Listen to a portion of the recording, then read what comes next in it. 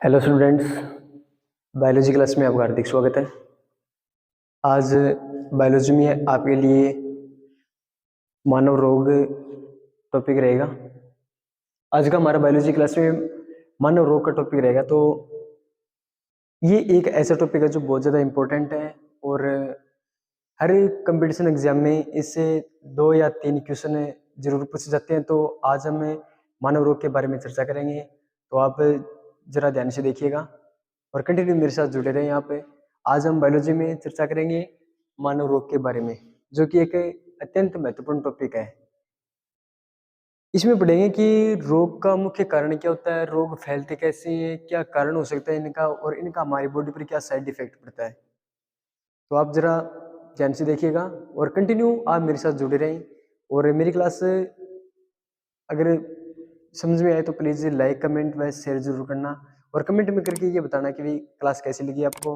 अगर यदि फिर भी समझ में नहीं आए तो प्लीज़ वीडियो को जरूर बैक करके देखना, जरूर समझ में आएगी। और ये एक इम्पोर्टेंट टॉपिक है जो कि हर ऑल कंपटीशन एग्जाम के लिए ऑल बोर्ड क्लासेज जो भी 10th क्लास है, 12वीं क्लास है, इन सभी क्लासों में एक न एक या फिर 2 या 3 क्वेश्चन जरूर पूछे जाते हैं। तो आप कंटिन्यू मेरे साथ जुड़े रहो और थोड़ा जरा ध्यान से देखिएगा। मानव रोग बायोलॉजी का आज का हमारा टॉपिक है मानव रोग। मानव रोग में है क्या, सबसे पहले इसकी डेफिनेशन पूछ ली जाए तो इसकी डेफिनेशन क्या होती है। डेफिनेशन ये है कि शरीर की पूर्ण रूप से जो हमारी बॉडी होती है इसकी पूर्ण रूप से कार्य करने की अक्षमता न हो, यानी कि कोई भी कार्य करते हैं तो हमारी बॉडी पूरी तरह से निपुण नहीं है काम करने में, यानी कि कोई ना कोई प्रॉब्लम हो या फिर हमारी जो काम करने की जो शक्ति होती है, जो पावर होती है वो नहीं रहती। तो इसका मुख्य कारण ये है कि शरीर में कोई ना कोई त्रुटि है। ठीक है, डेफिनेशन देखो आप एक बार कि शरीर में पूर्ण रूप से कार्य करने में से किसी प्रकार की कमी होना क्या कहलाता है, रोग कहलाता है। एक बार फिर से, शरीर की पूर्ण रूप से कार्य करने में किसी भी प्रकार की कमी होना क्या कहलाता है, रोग कहलाता है। ठीक है, यानी कि कोई भी कार्य करने में हम समर्थ नहीं है, असमर्थ है। इसका मुख्य कारण क्या है, कोई ना कोई प्रॉब्लम है, कोई ना कोई बॉडी प्रॉब्लम है, या फिर तबीयत डाउन होना, या फिर बॉडी के कोई भी पार्ट पर कोई साइड इफेक्ट होना। ये मुख्य कारण क्या है, ये एक रोग ही है। ठीक है, अब देखो question number 2, most important question क्या है। मोस्ट इंपोर्टेंट क्वेश्चन इसमें यह बनता है कि मानव रोगों का अध्ययन किस शाखा में किया जाता है। जिस शाखा में मानव रोगों का अध्ययन किया जाता है उस शाखा को पैथोलॉजी शाखा कहा जाता है। क्या कहा जाता है, पैथोलॉजी। और पैथोलॉजी नाम एक कांस्टेंट नेम है, थोड़ा ध्यान से देखना कि जो रोगजनक होते हैं, जो रोग फैलाने का कार्य करते हैं, उन रोगजनकों को भी क्या कहते हैं, पैथोजन कहा जाता है। यानी कि पैथोजन और पैथोलॉजी बिल्कुल एक कॉमन वर्ड है दोनों, यानी कि एक दूसरे से मिलते जुलते हैं। यानी कि रोगों का अध्ययन किस शाखा में किया जाता है, तो वो शाखा कौन सी होगी, पैथोलॉजी। कंपटीशन एग्जाम के लिए इंपॉर्टेंट है ये। रोगों का अध्ययन किस शाखा में किया जाता है, वो शाखा कहलाती है पैथोलॉजी। और जो रोग फैलाने का कार्य करते हैं जिनको रोगजनक कहते हैं, उन रोगजनकों को क्या कहा जाता है, पैथोजन या फिर रोगजनक कहा जाता है। आगे देखो, एक है रोगाणु का जन्म सिद्धांत है। इस सिद्धांत का नाम है जन्म सिद्धांत, जो रोगों पे प्रस्तुत किया गया है कि रोगाणु का जन्म सिद्धांत यानी रोगों का जन्म सिद्धांत सर्वप्रथम किसने प्रतिपादित किया था। तो रोगों का जन्म सिद्धांत सबसे पहले लुईस पास्चर ने सन 1860 और सन 1862 ईस्वी के बीच में किया था। इन्होंने बताया था कि भी रोग क्या होते हैं, इनके मुख्य कारक कौन कौन से। ठीक है, आगे देखो, रोग उत्पन्न करने वाले कारकों को, जिनकी वजह से हमारी बॉडी में रोग फैलते हैं, जिन रोग कारकों की वजह से हमारी बॉडी में रोग फैलते हैं, उन कारकों को क्या कहा जाता है, रोग जनक कहा जाता है। और रोग जनक मुख्य रूप से एग्जाम्पल लेना चाहे तो जीवाणु भी हो सकते हैं, विषाणु, कवक, प्रोटोजोआ इत्यादि। अब देखो नेक्स्ट क्वेश्चन क्या है कि रोग के मुख्य कारक कौन कौन से हैं। रोग के मुख्य कारक, रोग के मुख्य कारक देखो आप सीधे सिंपल तरीके से बता देता हूं कि रोग के मुख्य कारक ये 4 कारक होते हैं मुख्य, जिनको बोलते हैं जैविक कारक। जैविक कारक में मुख्य रूप से 4 कारक आते हैं, वो कौन कौन से हैं, विषाणु, जीवाणु, कवक, प्रोटोजोआ।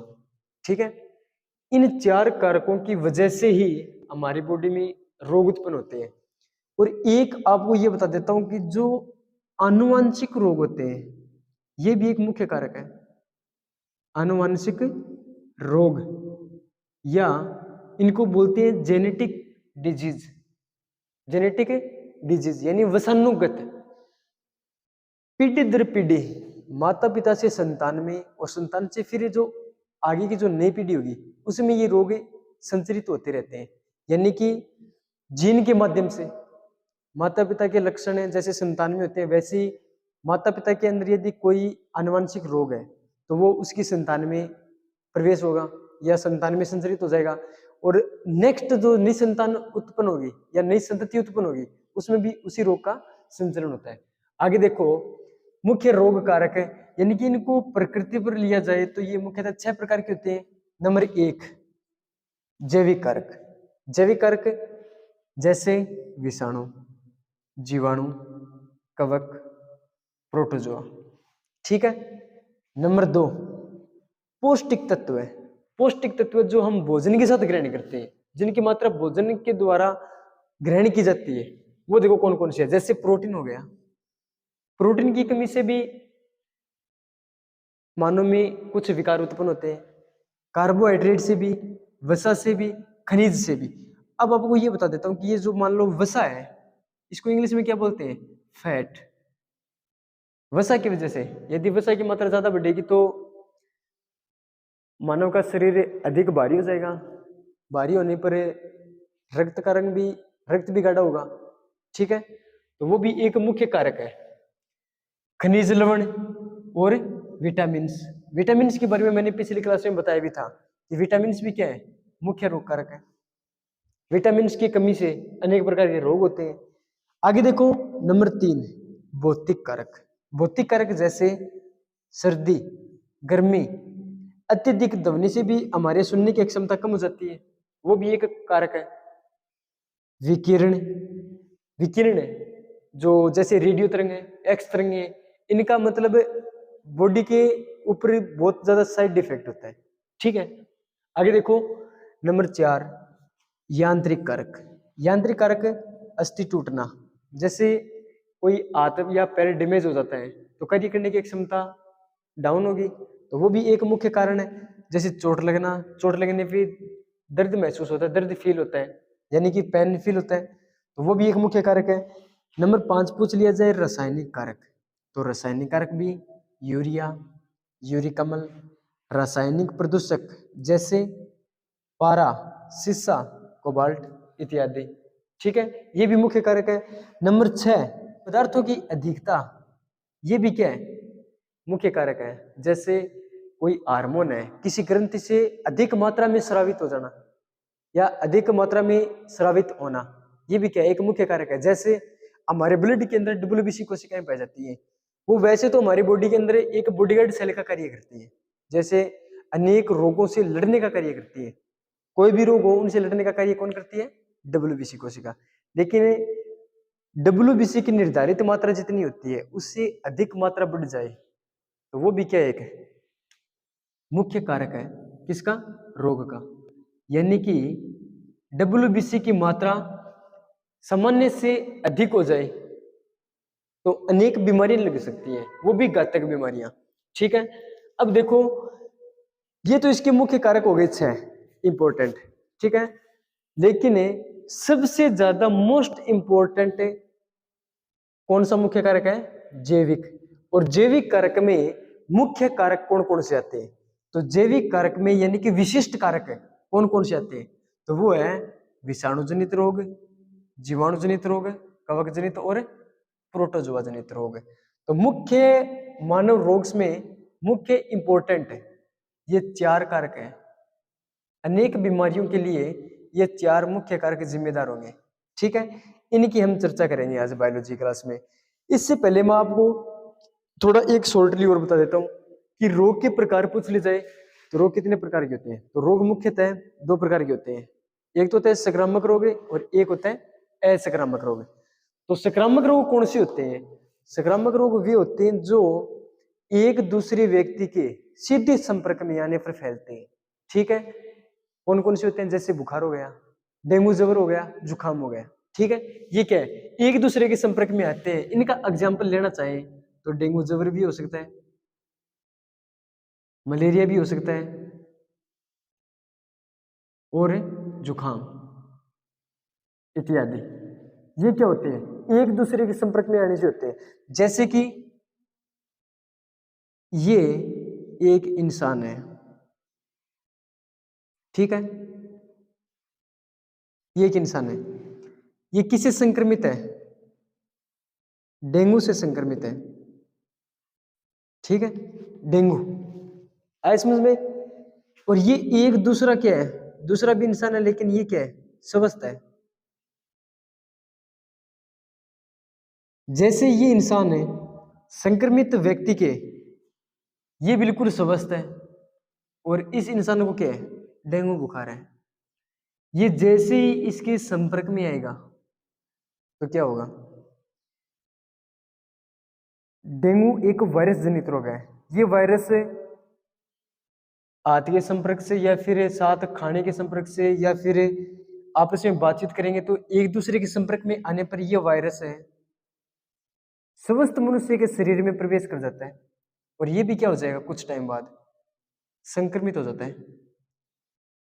यानी कि सिंपल भाषा में देखा जाए, स्वस्थ मनुष्य का संक्रमित व्यक्ति के संपर्क में आने से जो रोग फैलते हैं वो क्या कहलाते हैं? संक्रामक रोग कहलाते हैं। ठीक है, अब देखो आप आगे, ये तो हो गया संक्रामक रोग है। एग्जाम्पल है डेंगू ज्वर, मलेरिया, जुकाम। आगे है असंक्रामक रोग। असंक्रामक रोग यानी कि एक दूसरे के सीधे संपर्क में आने से नहीं फैलते। ठीक है, एक दूसरे के सीधे संपर्क में आने से नहीं फैलते। यदि किसी व्यक्ति को कैंसर है, एग्जाम्पल देख लिया जाए, जैसे कैंसर, हृदयघात यानी हार्ट अटैक हो, अगर यदि एक स्वस्थ मनुष्य है जिसको क्या है? कैंसर है, और ये बिल्कुल स्वस्थ मनुष्य है, ये अगर यदि इसके साथ बातचीत करे, हाथ मिलाए, तो ये संक्रमित नहीं होगा। संक्रमित होने का कारण क्या है? जैसे कि इस संक्रमित व्यक्ति से इस स्वस्थ मनुष्य ने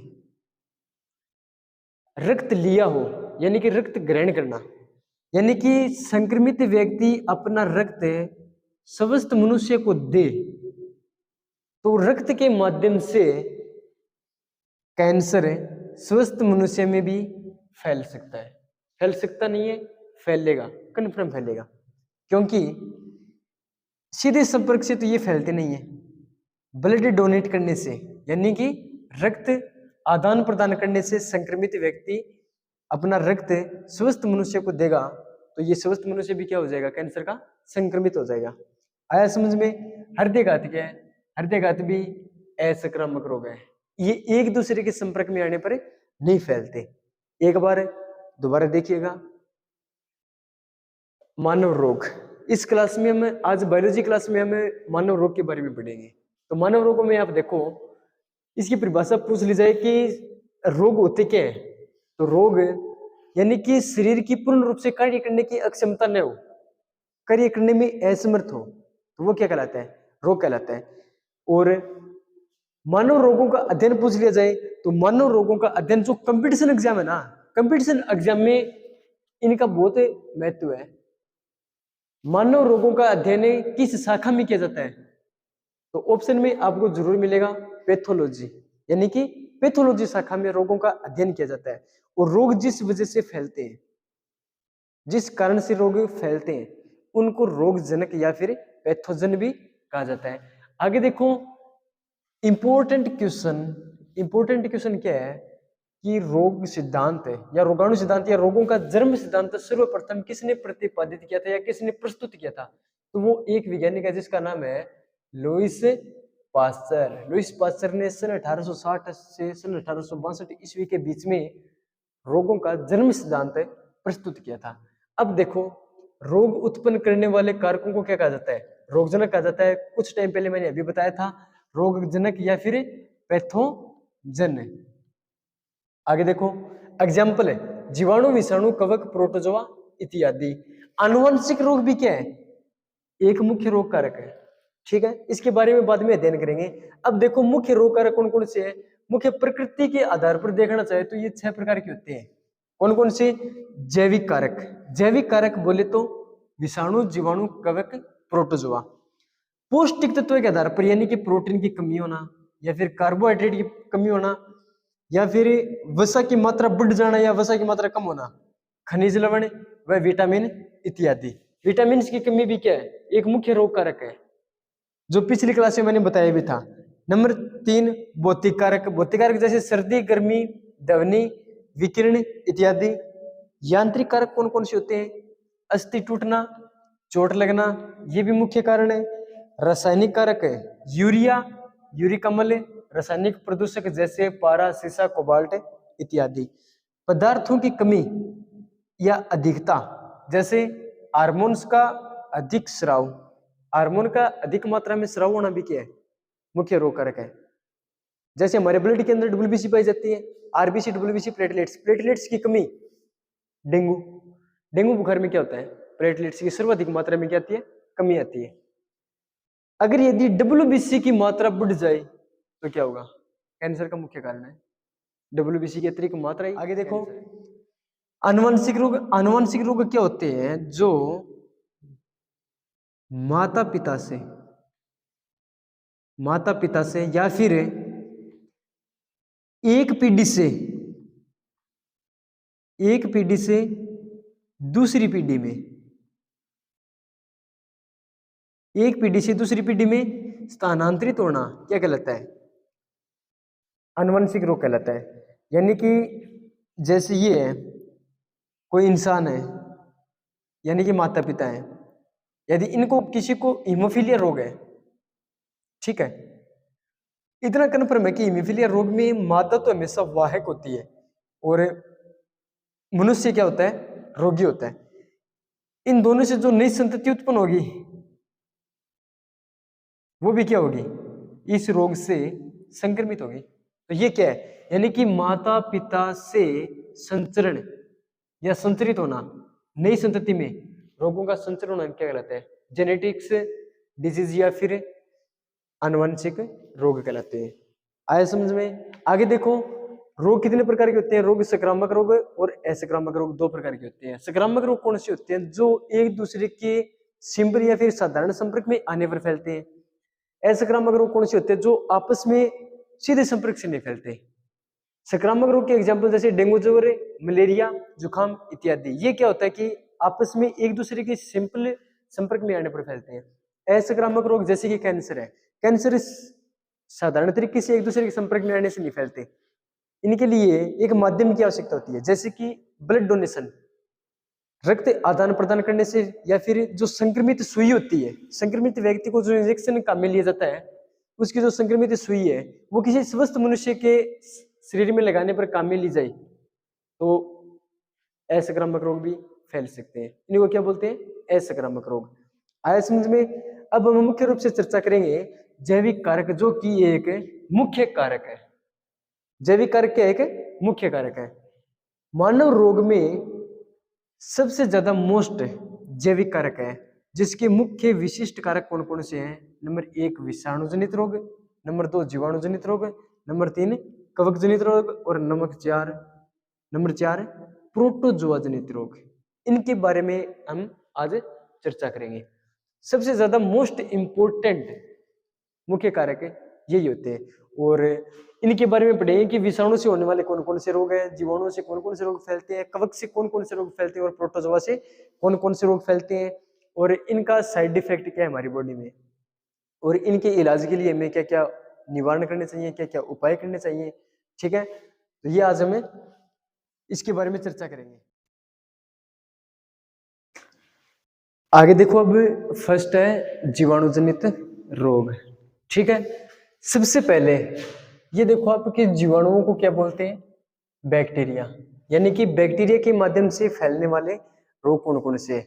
अब देखो कि बैक्टीरिया की सर्वप्रथम खोज किसने की थी, तो बैक्टीरिया की सर्वप्रथम एंटी वोन ल्यूवेनहुक वैज्ञानिक ने की थी।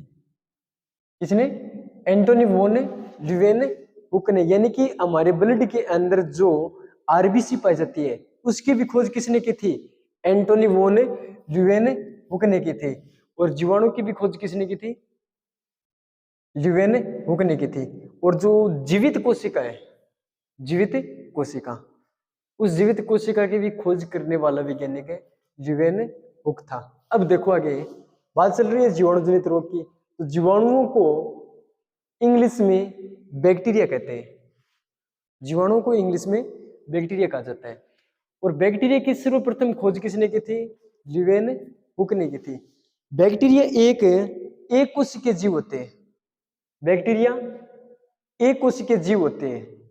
अब देखो आप, जो जीवाणु जनित रोग है इनको एक शॉर्ट ट्रिक के हिसाब से पढ़ेंगे। तो वो शॉर्ट ट्रिक क्या है? तो जीवाणु जनित रोग की शॉर्ट ट्रिक है वो है पंडित का टिक्का न्यू है। इसकी शॉर्ट ट्रिक क्या है? पंडित का टिक्का न्यू है। अब देखो इस ट्रिक में जितने भी जीवाणु जनित रोग है वो टोटल इस ट्रिक में पड़ेंगे। अब देखो आप, पैसे क्या बनेगा? पैसे बनेगा प्लेग। कौन सा रोग है? प्लेग। चूं के काटने से फैलता है। नंबर 2, डै से क्या बनेगा? डिप्थीरिया।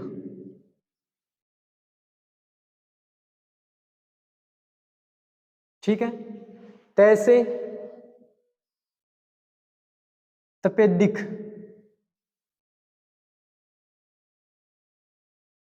का से काली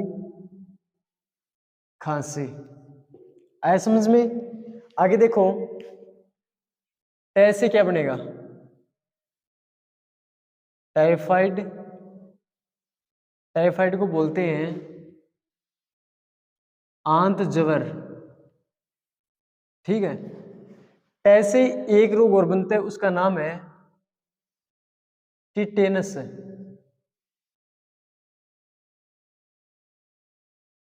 ठीक है, टिटेनस। आगे आया का। फिर इस कै से क्या बनेगा? कुष्ठ रोग। आया समझ में? फिर आया न्यू। न्यू का मतलब क्या होता है? न्यूमोनिया।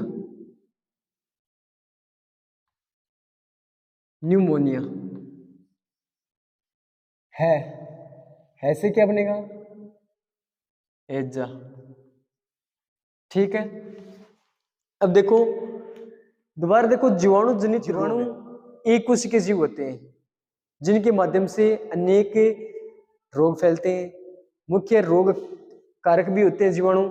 जीवाणुओं को इंग्लिश में बैक्टीरिया कहा जाता है। जीवाणुओं को इंग्लिश में बैक्टीरिया कहा जाता है। यानी कि सर्वप्रथम जीवाणु की खोज करने वाला व्यक्ति कौन है? वैज्ञानिक। तो सर्वप्रथम जीवाणु की खोज की थी एंटोनी वोन ल्यूवेनहुक ने की थी। सर्वप्रथम बैक्टीरिया की खोज किसने की थी? एंटोनी वोन ल्यूवेनहुक ने की थी। और जो हमारे ब्लड के अंदर जो आरबीसी पाई जाती है उस आरबीसी की खोज करने वाला वैज्ञानिक ल्यूवेनहुक था। और जो जीवित कोशिका की खोज सर्वप्रथम जिसने की थी वो भी कौन था? ल्यूवेनहुक।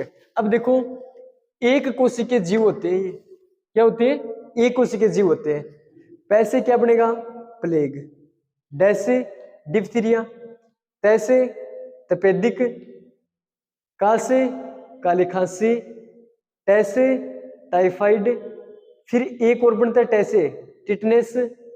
का से कुष्ठ रोग। न्यू से न्यूमोनिया। और है से एक करके इन सभी के बारे में